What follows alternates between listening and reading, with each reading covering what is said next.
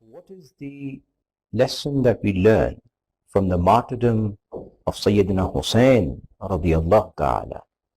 We should remember that Sayyidina Hussain radiyallahu ta'ala عنھما, his entire life is full of lessons, of guidance, of wisdom. The couple he was born to,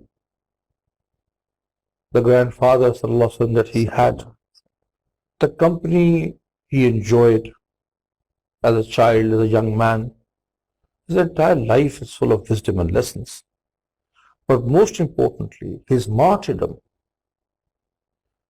reminds us that the forehead of a believer will only prostrate, will only bend before Allah and no one else. For the sake of deen, when it comes to deen, when it comes to principles, one must be very staunch in one's belief set. That's the lesson that we learn. When it comes to adhering to the Quran and the Sunnah of the Prophet ﷺ, the mu'min will never ever compromise on his principles. That's the main thing to remember from the martyrdom of Hussain radiyallahu anhu.